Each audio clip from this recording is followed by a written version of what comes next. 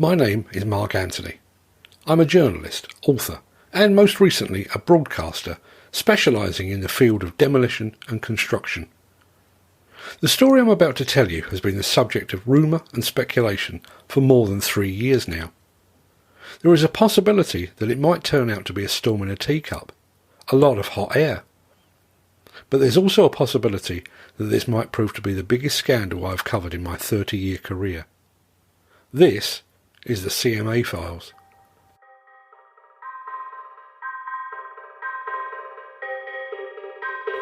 It's a fundamental part of the storytelling process. It's journalism 101. Every story should have a beginning, a middle, and an end. Well, this story has a beginning, and it has more middle than it or any story needs. But it currently has no end. In fact, at the time of writing and recording this, we're not 100% sure who the perpetrators are. There's even a question mark over what has actually been perpetrated. It's like an Agatha Christie novel with no dead body, no murder weapon, no suspect, and with investigators neither confirming nor denying that they're actually investigating. Welcome to the tangled web of the CMA Files.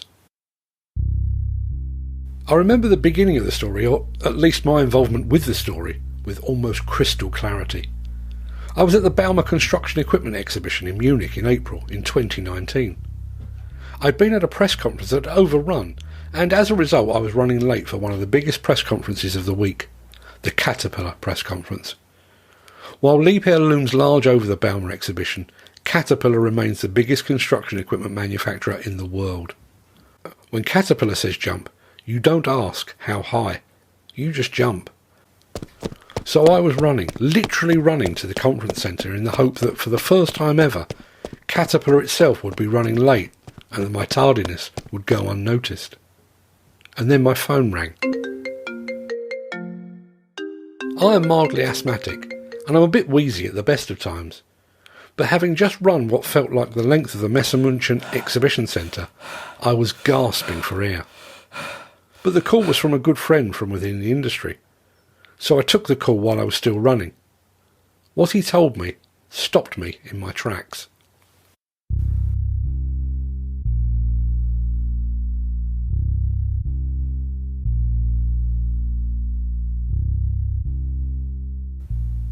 According to my friend, investigators from the Competition and Markets Authority, or the CMA as we'll call them from here on, had raided the offices of one or more demolition companies as part of an investigation into alleged collusion in the UK demolition industry. Now, to be clear, at this point, I didn't even know who or what the CMA was. But the fact that it had raided one or more demolition companies certainly made it sound serious. I ended that call as I burst belatedly through the doors of the Caterpillar press conference, and then set about making notes about the new cap machines on one sheet of paper, and notes about the CMA investigation on another. To say I was distracted is something of an understatement. When the CAP press conference was over, I made my way to the Bauma press office to research exactly who the CMA was and to find out what business it had sticking its nose into the affairs of the demolition industry. We'll get to all of that in another episode.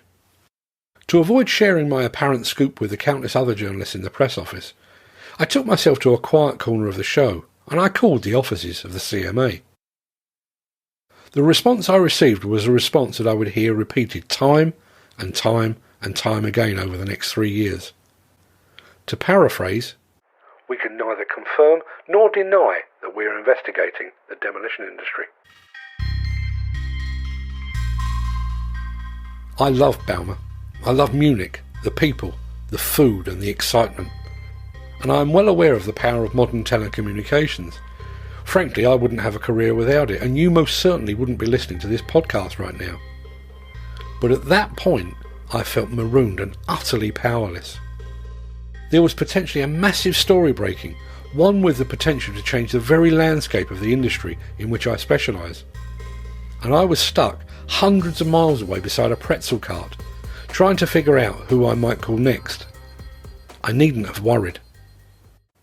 I received one call that confirmed that at least one raid had taken place. Then I received another, and then another. and while none of them were willing or able to confirm the name of the company or companies that had been raided, there was apparently more than a shred of truth in the rumour. Either that, or the massed ranks of the UK demolition industry had staged a massive hoax, and I was their chosen victim.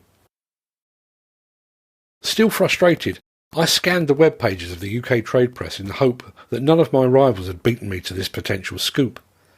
None of them had. So I went back to Balmer business, checking my phone during dull bits of press conferences or when I stopped to grab a cup of coffee. For 4 more days, I was constantly checking my phone and my laptop back at the hotel. And still nothing. Was there any basis to the rumours? If so, why hadn't the other players in the trade press picked up on it? But what if it was true?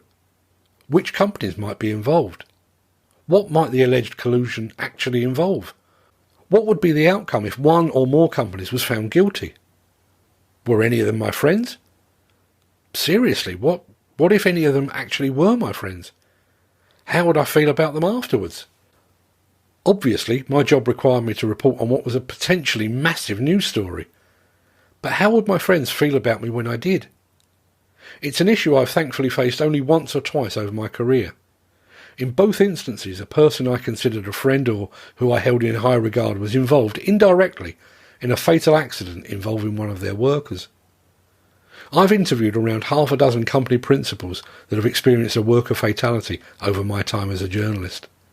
Nothing can prepare you for it. Rough, tough men involved in a rough, tough business. Their emotions laid bare. Would I do that to a friend over some alleged collusion? Could I? I didn't know. What I did know was that I was stranded in Munich when I would have preferred to be back in the UK to follow up this breaking news story. I even considered booking an earlier flight home and abandoning my remaining Balmer responsibilities. As it turned out, there was no hurry. This was only the beginning. This was a story that was going nowhere anytime soon.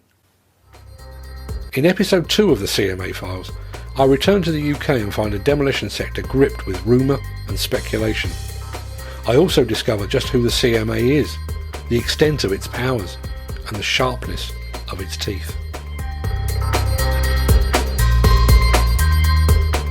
The CMA Files is a demolition news production. It was written and narrated by Mark Anthony. We hope you enjoyed this episode.